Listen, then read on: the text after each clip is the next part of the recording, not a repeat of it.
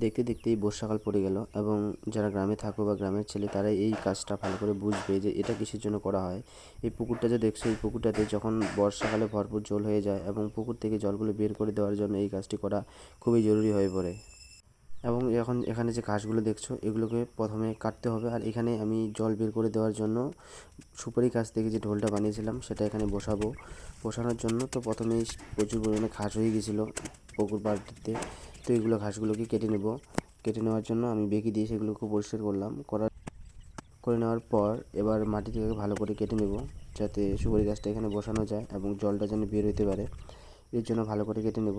আমার কেটে নেওয়া হয়ে গেছে। এবার আমি তো একাই সুপারি গাছটা নিয়ে আসতে পারবো না, এই জন্য বাবা আর আমি দুজনে মিলে সুপারি গাছটাকে নিয়ে আসলাম। নিয়ে আসার পর এই যে বসিয়ে দিয়েছি, এখানে 2টা সুপারি গাছ দেওয়া আছে যেন জলটা তাড়াতাড়ি বের হয়ে যায়। কারণ এই পুকুরটিতে মাছ আছে, যেন মাছগুলো আবার জল বেশি হয়ে গেলে তখন হলে মাছগুলো বেরিয়ে যাবে পুকুর থেকে, এই জন্যই 2টা সুপারি গাছ বসানো হলো। তারপর মাটিগুলো দিয়ে দিলাম ভালো করে, যেন জলটা না আসে আর সুপারি গাছটা ঠিকঠাক থাকে, জলটা বেরোনোর যাতে সুবিধা হয়। এই জন্য 2 পাশে আমি মাটিটা দিয়ে দিলাম ভালো করে। মাটি দেওয়ার পর ভালো করে পা দিয়ে চাপা দিচ্ছি যাতে শক্ত হয় জিনিসটা। এবং এরপর সুপারি গাছের মাথায় আমি মশারির নেট জাল দিয়ে বেঁধে দিলাম যাতে মাছগুলো ওইদিকে আবার চলে না যায়। তো আজকে এইটুকুই ভিডিওটি ছিল। ভালো লাগলে লাইক শেয়ার কমেন্ট করে দিও।